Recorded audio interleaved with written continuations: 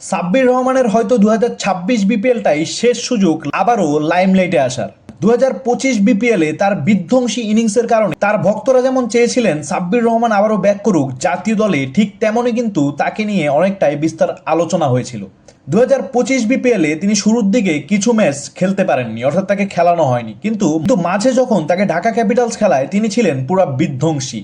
টুর্নামেন্টে তিনি মেরেছিলেন 18টি ছক্কা এবং সর্বোচ্চ 82 রানের একটি বিধ্বংসী ইনিংস খেলেছিলেন, এবং সেই ইনিংসের মাধ্যমেই আবারও লাইমলাইটে এসেছিল সাব্বির রহমানের হার্ড হিটিং অ্যাবিলিটি, যার কারণে কিনা সমর্থকরা তাকে আবারও জাতীয় দলে আরও একবার দেখতে চান।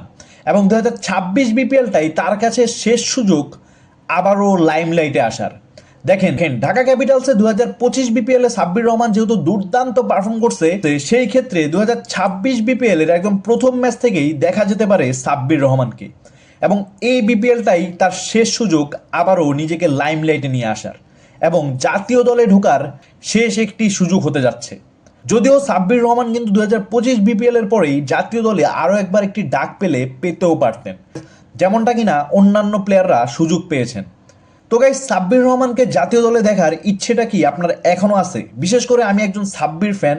সাব্বির রহমানের যে বিধ্বংসী ব্যাটিং তা আবারও আমি জাতীয় দলে দেখার প্রবল আগ্রহে বসে আছি। আমি জানি সাব্বির রহমানের ফ্যান্স ক্রিকেটের প্রায় 80%ই সাব্বির রহমানের ফ্যান। তো গাইস, আপনাদের মতামত জানিয়ে যাবেন কমেন্ট বক্সে।